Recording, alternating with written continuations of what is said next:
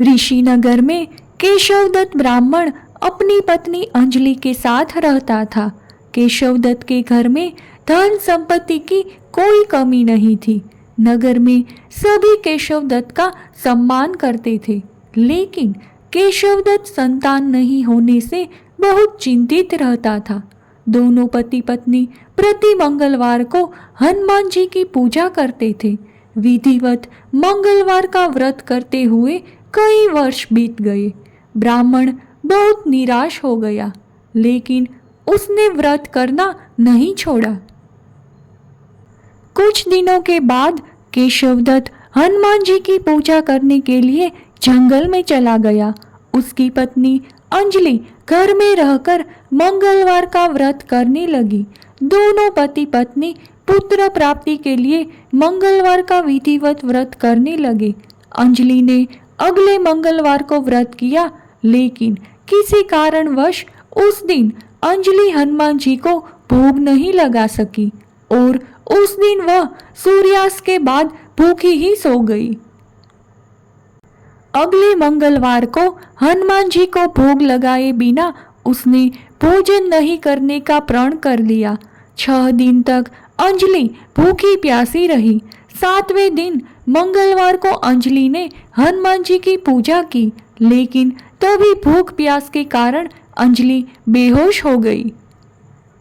हनुमान जी ने उसे स्वप्न में दर्शन देते हुए कहा, उठो पुत्री, मैं तुम्हारी पूजा पाठ से बहुत प्रसन्न हूँ। तुम्हें सुंदर और सुयोग्य पुत्र होने का वर देता हूँ। यह कहकर हनुमान जी अंतर्धान हो गए। तत्काल अंजलि ने उठकर हनुमान जी को भोग लगाया और स्वयं भोजन किया। हनुमान जी की अनुकंपा से अंजलि ने एक सुंदर शिशु को जन्म दिया। मंगलवार को जन्म लेने के कारण उस बच्चे का नाम मंगल प्रसाद रखा गया। कुछ दिनों बाद अंजलि का पति केशवदत्त भी घर लौट आया। उसने मंगल को देखा तो अंजलि से पूछा, यह सुंदर बच्चा किसका है? अंजलि ने खुश होते हुए हनुमान जी के दर्शन देने और पुत्र प्राप्त होने का वरदान देने की सारी कथा सुना दी, लेकिन केशवदत्त को उसकी बातों पर विश्वास नहीं हुआ। उसके मन में पता नहीं कैसे यह कलुषित विचार आ गया कि अंजलि ने उसके साथ विश्वासघात किया है। अपने पापों को छिपाने के लिए अंजलि झूठ बोल रही है। केशवदत्त ने उस बच्चे को मार डालने की योजना बनाई। एक दिन केशवदत्त स्नान के लिए कुएं पर गया। मंगल भी उसके साथ था। केशवदत्त ने मौका देखकर मंगल को कुएं में फेंक दिया और घर आकर बहाना बना दिया कि मंगल तो कुएं पर मेरे पास पहुंचा ही नहीं। केशवदत्त के इतने कहने के ठीक बाद मंगल दौड़ता हुआ घर लौट आया। केशवदत्त मंगल को देखकर बुरी तरह हैरान हो उठा।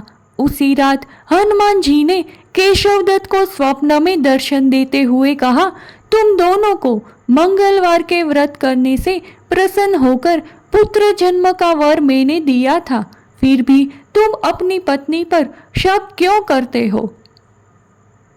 उसी समय केशवदत्त ने अंजलि को उठाकर उससे क्षमा मांगते हुए स्वप्न में हनुमान जी के दर्शन देने की सारी कहानी सुनाई। केशवदत्त ने अपने बेटे को हृदय से लगाकर बहुत प्यार किया। उस दिन के बाद सभी आनंद पूर्वक रहने लगे। मंगलवार का विधिवत व्रत करने से केशवदत्त और उनके सभी कष्ट दूर हो गए।